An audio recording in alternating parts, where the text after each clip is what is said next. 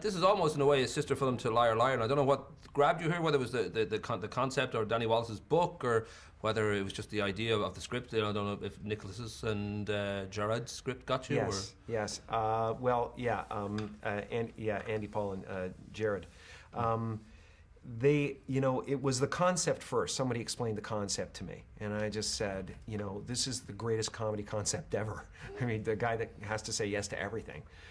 So that was the initial thing. Then I read the book. I learned about Danny. Then I read the initial script, and then I got in a room with a team of writers, and we just went to town, and I just did every fantasy that I could think of, and I just thought it was the perfect concept. Not only that, but I felt like it was time to put something out in the world that made people feel kind of good about life, and it kind of has done that. People have been talking to me a lot about that, about the feeling they get when they leave the theater, which is good.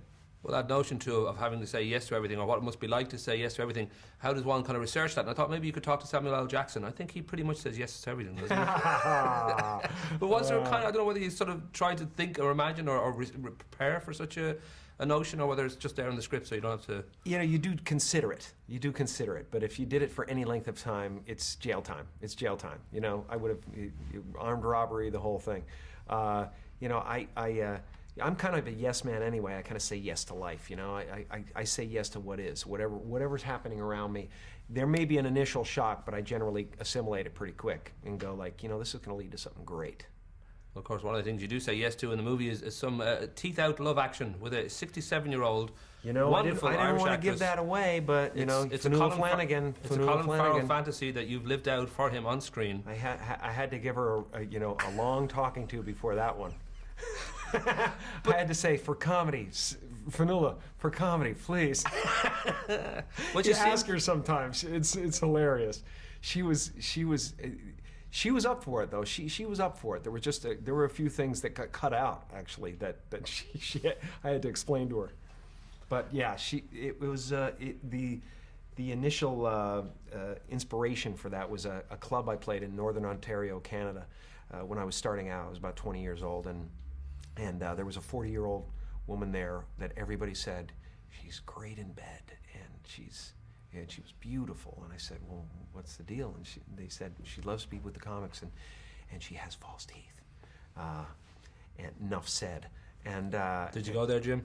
I did not go there. But that doesn't make me any better than anyone who did, because I did fantasize about it later. I mean, tactily, that's not a bad idea, don't you think? Theoretically, it sounds perfect. Not too bad. Not a great visual. Not a great visual, but that's why old men lose their sight. I should finish with the very simple question that your mom's name is Kathleen, which gives me a suggestion that there's Irish blood there. And I would hope there is. And we'll all get emotional now and maybe sing a song. But let's do it. Have you any idea where... Let's wrap a flag around us like Bono.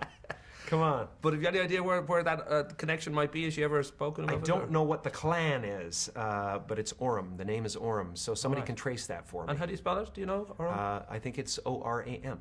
Oh, okay, cool. Yeah. So you could own a castle you don't know about. Yeah. Could be waiting there for you. I have a lot of friends there I don't even know. Absolutely. Rock and roll. Yeah, man. With the friendly finger. Nice to talk to you, man. Good to talk.